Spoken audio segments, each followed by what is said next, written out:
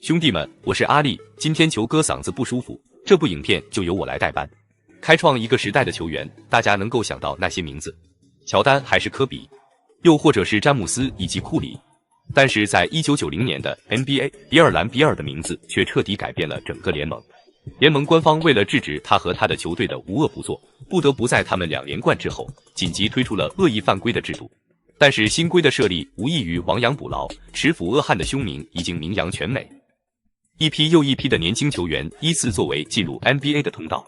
逐渐的，每一支球队都开始配备一个专门挑事的恶汉。他们虽然各有所长，但是我们都能从中找到比尔·兰比尔的影子。今天，球哥就带领大家来盘点比尔·兰比尔犯罪篮球门下的5大门生。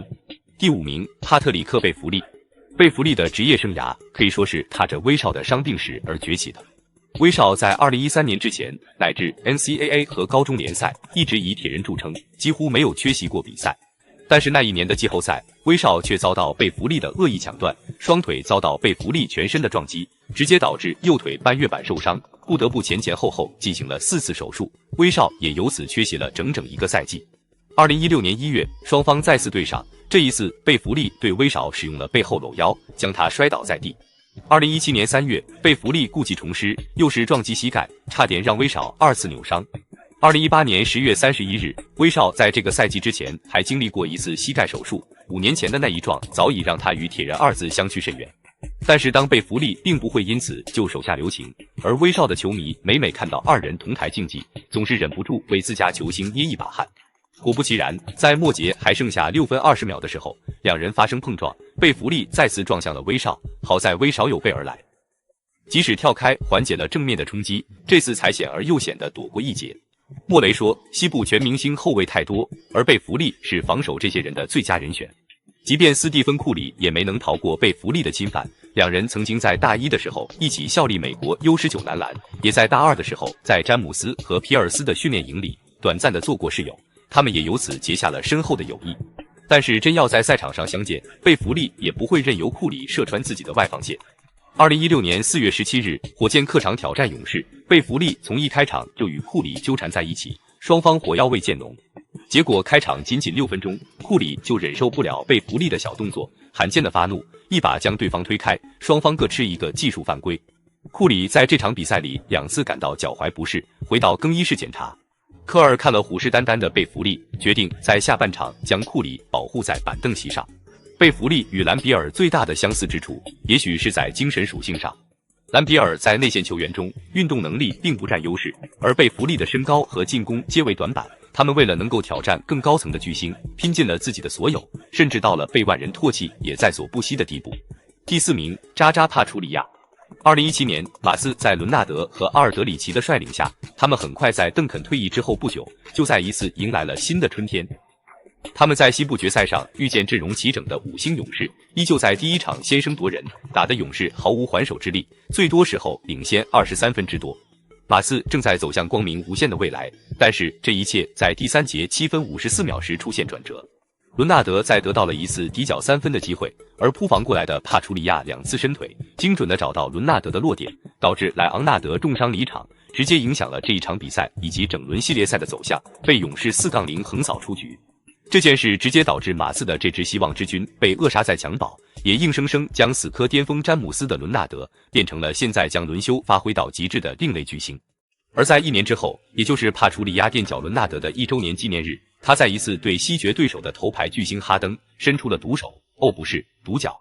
哈登在弧顶单打帕楚里亚，这是2人全场的唯一1次对位。哈登使出了招牌的后撤步投篮，帕楚里亚也用招牌的前进步垫脚还以颜色。好在登哥并没有重蹈小卡的覆辙。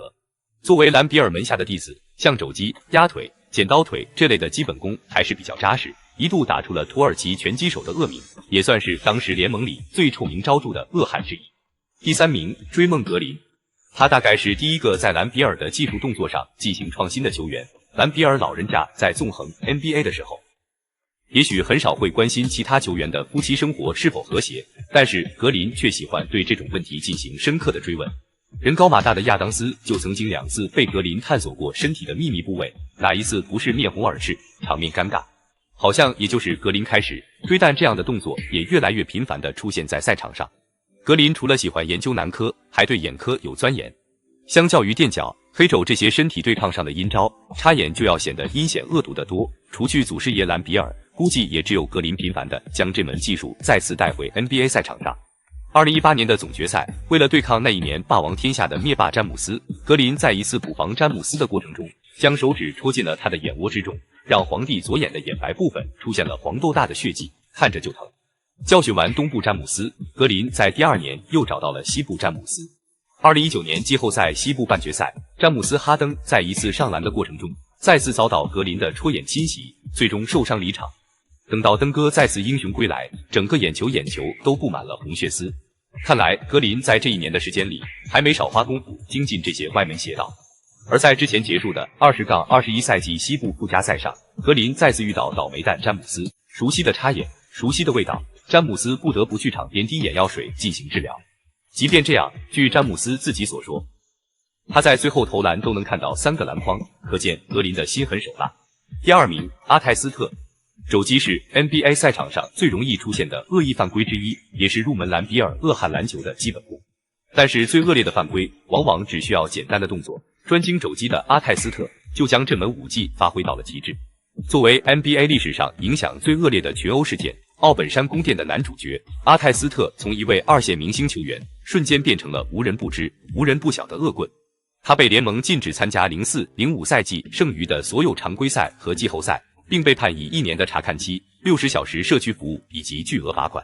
随后，阿泰的脾气似乎有些收敛，来到洛杉矶辅佐科比。在湖人志在夺冠的热潮下，阿泰兢兢业业地做好自己的角色，帮助球队夺得2010年的 NBA 总冠军。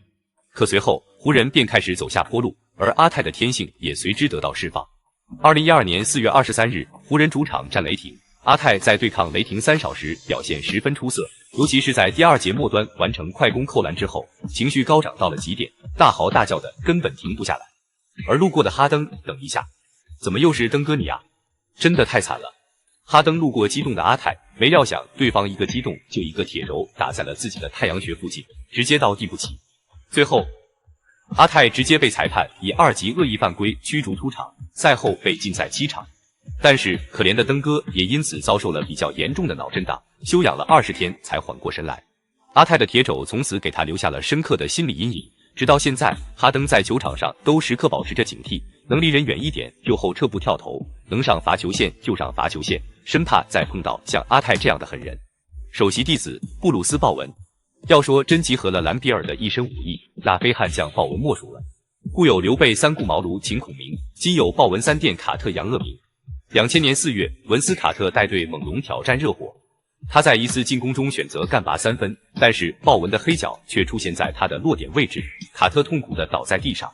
2004年，卡特来到篮网，鲍文也来到马刺，但不变的是熟悉的3分出手以及熟悉的恶意垫脚，最终导致卡特扭伤脚踝，在此后的半个月里用拐杖代步。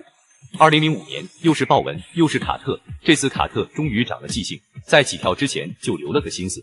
事不过三，但卡特看见鲍文依旧对自己不死心，再次将脚伸了出来，他终于没有忍住脾气，追打鲍文全场窜跑。而同样是这一年的季后赛，另一个超级得分手雷阿伦也在季后赛中遭到鲍文的垫脚侵犯，直接扭伤脚踝。结果还没过1年，双方在常规赛再次交手。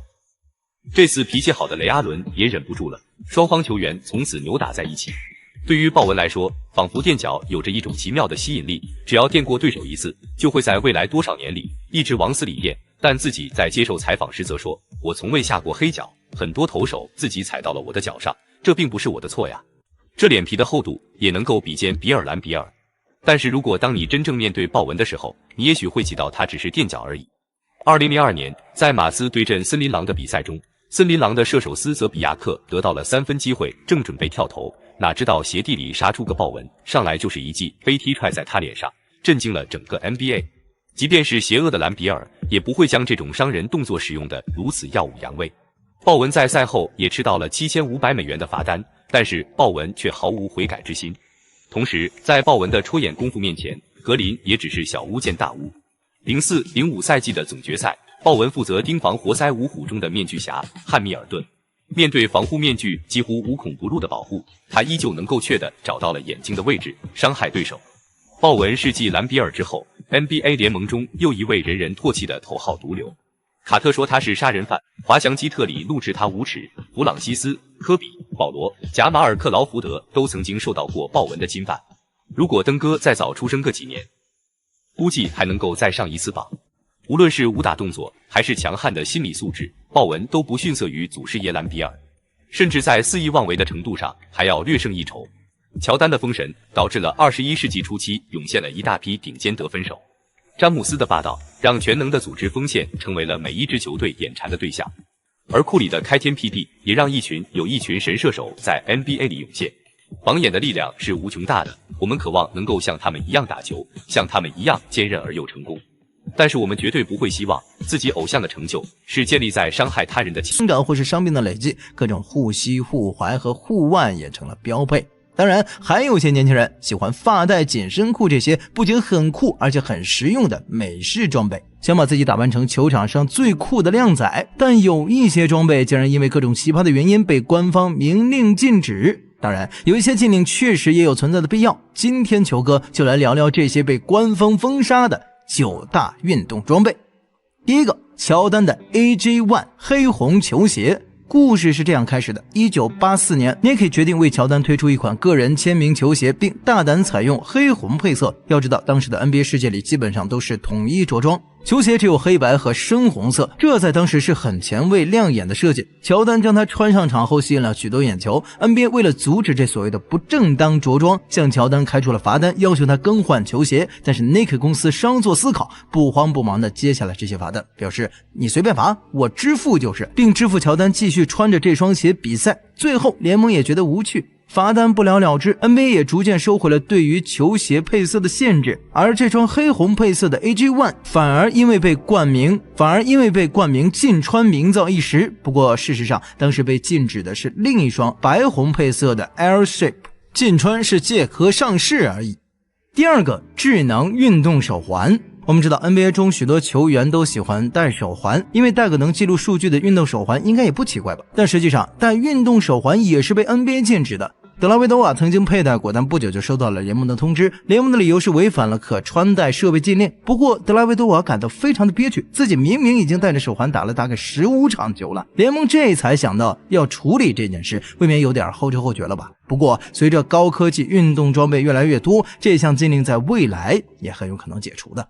第三个，男性丝袜。球哥相信很多兄弟喜欢黑丝大长腿，但不知道身高2米多、腿长无比的篮球爷们穿上会不会别有一番风味呢？嘿嘿，开个玩笑了。当然 NBA 球员穿的并不是真正的丝袜，他们穿的有点类似于北方春季所穿的那种紧身秋裤，曾经也在联盟中风靡一时，甚至成为了一种时尚。话说广受球迷喜爱的这款丝袜并不只是为了耍酷，它不仅有助于球员腿部肌肉能够保持收缩，而且还能阻止球员下肢能量的减少，降低球员的受伤风险。不过令人没想到的是，这么好的东西竟然被联盟给莫名其妙的禁止了。不过好在之后的联盟已经解除了禁令，但是热度过去之后，现在使用这款装备的球员可以说是远没有当时那么多，也许是球员们害怕了随时可能下禁令的联盟。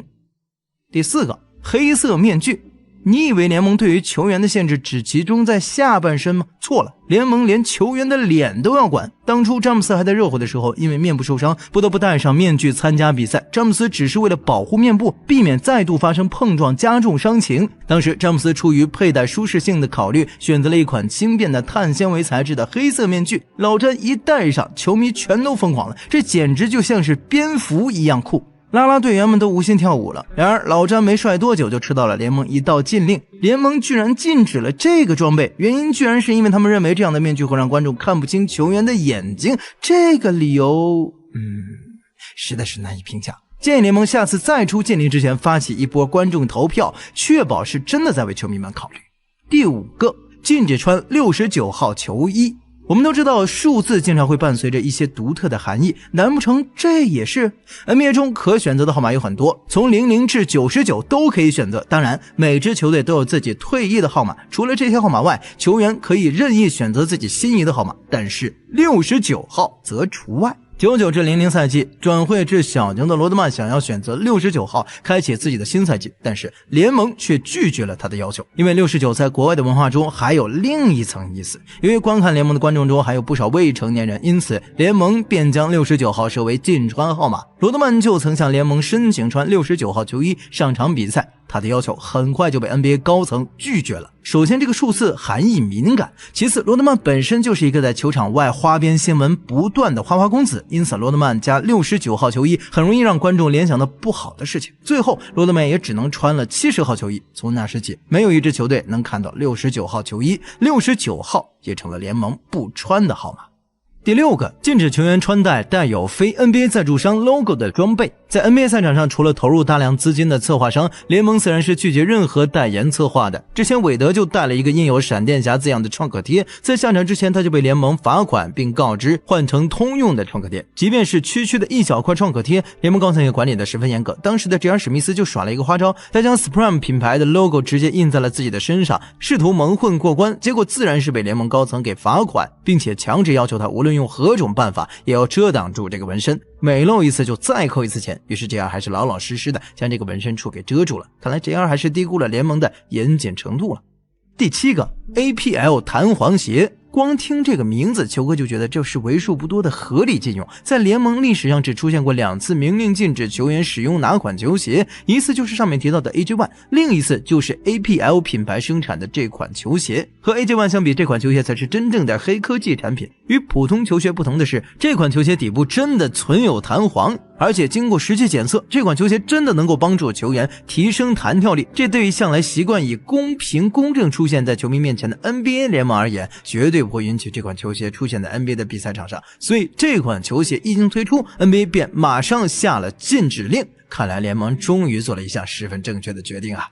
第8个 NBA 的着装令。在2005年的夏天，当时的联盟总裁大卫斯特恩推行了一条着装令，禁止联盟球员在场边穿 T 恤、无袖衬衣、大短裤、发带、项链，一言以蔽之，就是站在场边就得一身正式的西装。这条禁令的本质是希望给联盟球员塑造一个正面的形象，然而许多球员却认为这是在抹杀他们的个性。艾弗森、史蒂芬、杰克逊和邓肯等球员就纷纷抗议，然而抗议归抗议，你背后没有内克撑腰，就要乖乖就范，胳膊终究拧不过大腿啊。艾弗森甚至还推掉了自己标志性的地龙沟发型，只能说人在屋檐下不得不低头啊。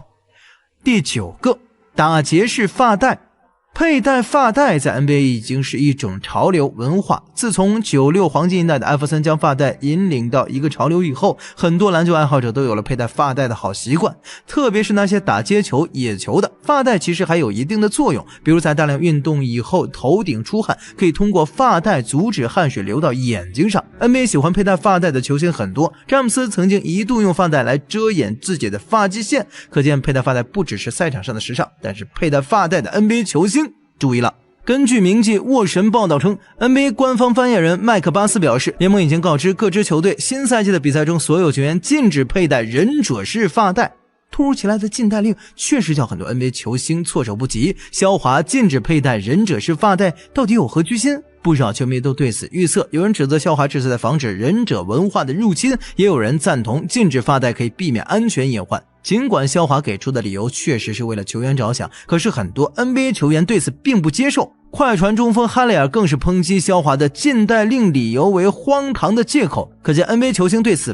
并不买单。不过不管球员如何不满意肖华禁止佩戴忍者式发带，下赛季都不能违反禁令，不然或许被罚款。因为 NBA 此前也有球员违反装备穿戴规则，最后被联盟罚款 2.5 万美元。好了，球哥今天的分享就到这里了，我们下期影片不见不散。如果你有不同观点或意见，欢迎在球哥的评论区一同探讨。